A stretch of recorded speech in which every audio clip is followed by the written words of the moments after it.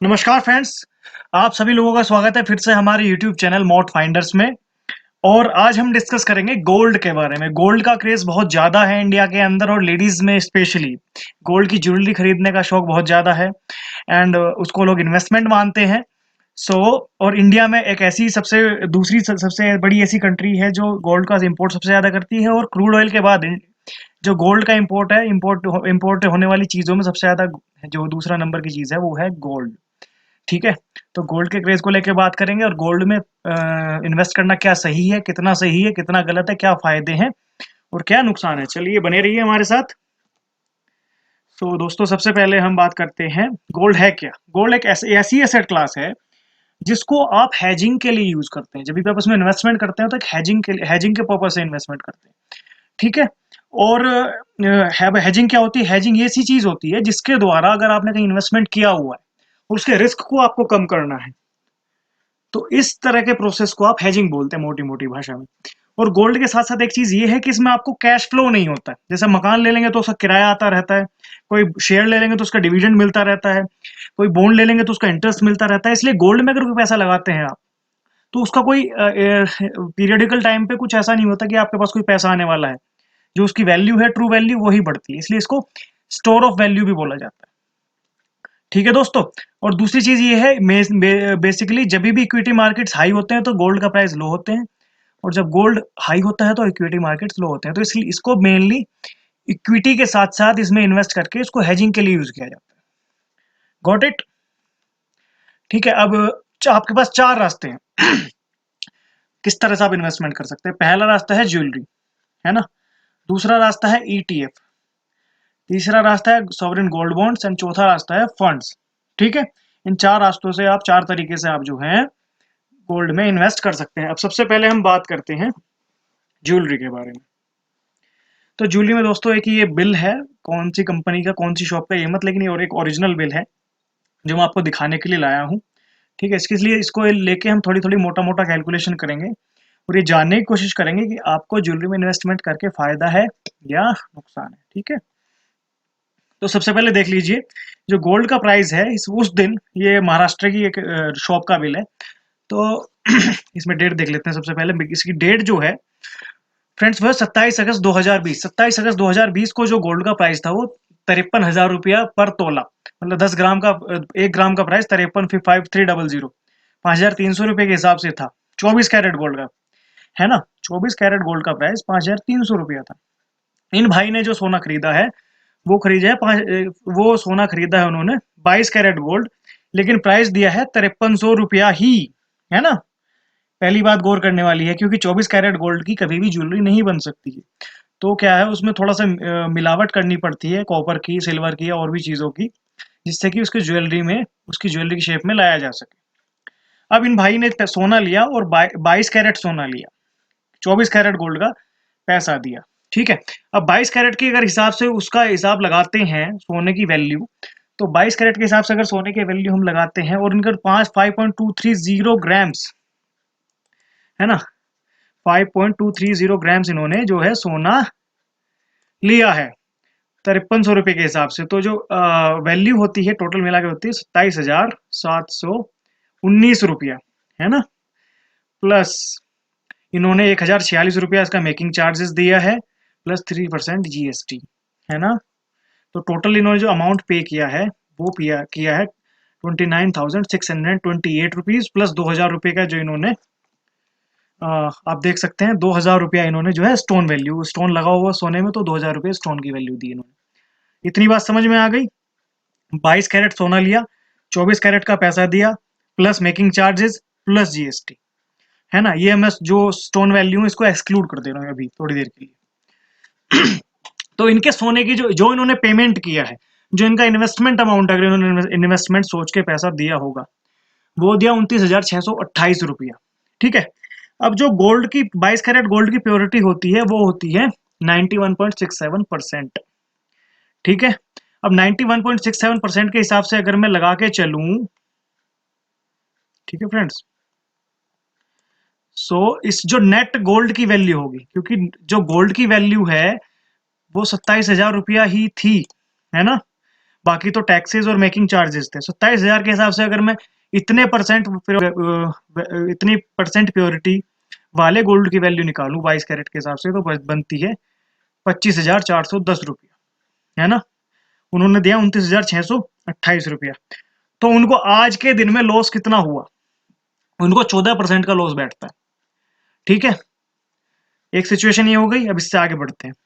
अगर मानो उनको ये आज ही बेचना है ना, क्योंकि इन्वेस्ट किया है तो बेचना तो पड़ेगा भाई, कभी तो उसको भुनाओगे ना, जब जो आपने इन्वेस्टमेंट किया है। उनको आज ही ये सोना बेचना है। ठीक है, उस सिचुएशन के लिए चलिए देखते हैं क्या होता है। अब उन्होंने जो एक सुनार ने जो रेट लगाया उनको, काफी सारे सुनार दोस्त मुझे मारने वाले हैं मिलके। ठीक है, वो लगाया 4700 रुपये के हिसाब से, है ना। ये आपका जो रेट है वो 4700 रुपये के हिसाब से लगाया। और 22 कैरेट के हिसाब से भी मतलब आपको पैसा नहीं मिला, क्योंकि 22 कैरेट के हिसाब से भी आपको 4858 रुपया होता अगर वो वापस लेता। लेकिन उसने उससे भी कम वैल्यू पे जो सोना है वो खरीदा है। ठीक है, तो और इसमें जो अभी डेप्रिसिएशन हुआ वो इस वैल्यू के हिसाब से, क्योंकि हमने 22 कैरेट के हिसाब से ही जो है अपने पहले कैलकुलेशन कर ली थी। जो उसमें डेप्रिसिएशन होता है वो होता है 3.5% और, है ना। अभी टोटल लॉस निकाल के चलिए, आज ही आपने खरीदा, आज ही सोना बेच दिया। इस सिचुएशन में आपका जो रिटर्न बनेगा वो बनेगा 17% नेगेटिव में, -17% आपको नुकसान हो जाएगा। 100 रुपए का आपने सोना लिया आज, तो आपको वो 83 रुपीज की वैल्यू मिलेगी अगर आज ही बेच दें तो। ठीक है, समझ में आ गई बात। अब इस जो सोना आपने लिया है, इसकी वैल्यू, ट्रू वैल्यू उस रेट पे आने के लिए कितना टाइम लगेगा आपको? कि आपकी जो सोने के साथ साथ, टाइम के साथ साथ आपको पता है महंगाई बढ़ेगी तो सोने की वैल्यू भी बढ़ेगी। अब वो जो जितनी वैल्यू पे आज आपने, जितनी इन्वेस्टमेंट पे आज आपने सोना लिया, जितना पैसा इन्वेस्ट किया है, उसकी उतनी वैल्यू होने में कितना टाइम लगेगा ये देखते हैं चलिए, है ना। एक चीज आप देखो, सिंपल रूल रखिए। अगर आपने 100 रुपये आपने इन्वेस्ट किए, उसके 80 रुपये हो गए, है ना, तो आपको लॉस कितना हुआ? 20%, है ना। लेकिन मैथ्स का रूल ये है, अगर आपको फिर दोबारा से 100 रुपये उसको पूरा करना है तो आपको 25% का प्रॉफिट होगा। क्योंकि 80 रुपये में अगर 20 रुपये जोड़ेंगे 25% हुआ, तब जाके आपको 100 रुपये मिलेंगे। तो जो लॉस है वो, ये एक्चुअली से इसको डेंजरस ड्रॉ डाउन बोलते हैं इस सिचुएशन को। तो इसमें क्या होता है, जितना आपका लॉस, जितना परसेंट लॉस हुआ है उससे ज्यादा अगर प्रॉफिट होगा तभी जाके उतनी वैल्यू बनेगी।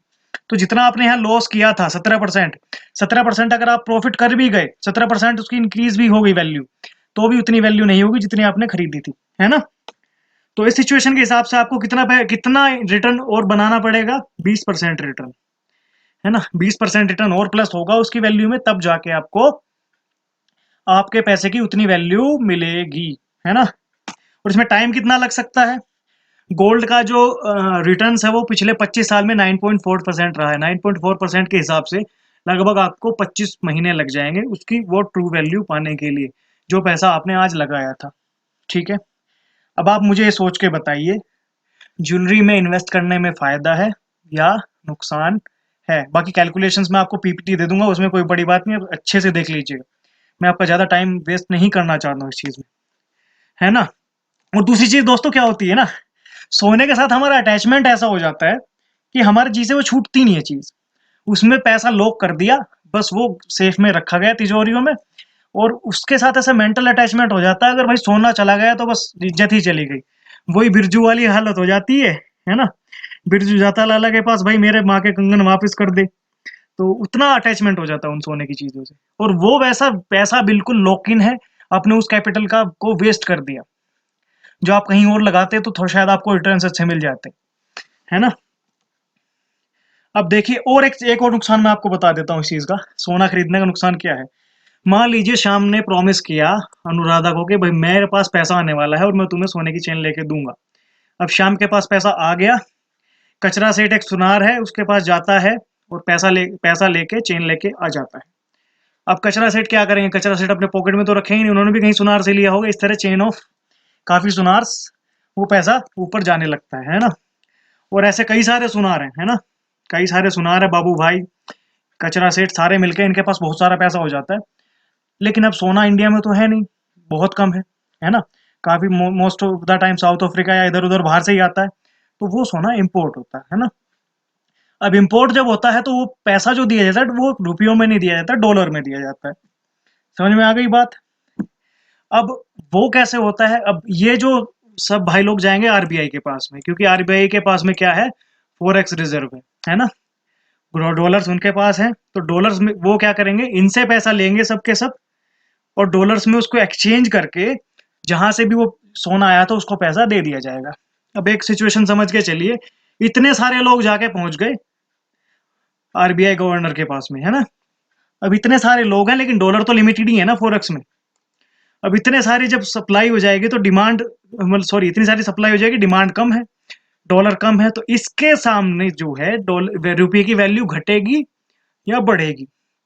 ऑब्वियसली बात है, ज्यादा रुपये वाले हैं, डॉलर वाले कम, डॉलर कम है तो रुपये की वैल्यू डेप्रिशिएट हो जाएगी, मतलब घट जाएगी। तो रुपये का वीक होने का कारण एक ये भी है कि आप सोना बहुत इंपोर्ट करवाते हैं, ठीक है। तो इकोनॉमी के लिए भी ये कोई अच्छी बात नहीं है। आपको समझ में आई? मैंने बहुत सिंपल तरीके से आपको समझाने की कोशिश किया। अगर आप फिर भी आपको कुछ डाउट्स है तो आप मुझे कमेंट्स में लिख सकते हैं। अच्छा, आपने बोला चलो सोने में नहीं लगाते, पैसा कहाँ लगाएं अब, है ना। तो दोस्तों पैसा आपको लगाना है तो दो तरीके से लगा सकते, तीन तरीके बताए, फंड्स को मैं बाद में कवर करूंगा, अभी मैं सिर्फ ईटीएफ और सोवरेन गोल्ड बॉन्ड को पढ़ाऊंगा, ठीक है। तो गोल्ड ईटीएफ ऐसी चीज होती है, एक तरह से एक शेयर की तरह काम करता है ना। जैसे आप शेयर्स लेते हैं शेयर मार्केट में, वो देखते हैं रेड एंड ग्रीन होते रहते हैं, इसी तरह से गोल्ड ईटीएफ्स होते हैं। ये क्या काम करते हैं, वो ईटीएफ्स है ना, वो पैसा सोने में लगाते हैं। It is backed by pure gold, है ना। और 1 ग्राम वैल्यू की, 1 ग्राम एक गोल्ड ईटीएफ की वैल्यू 1 ग्राम के सोने के बराबर होती है। तो उनकी जो ईटीएफ की वैल्यू है वो सोने के रेट से लिंक कर दी जाती है। मान लो जितना सोने का रेट चल रहा है उतने रेट पे आप ईटीएफ खरीद सकते हैं।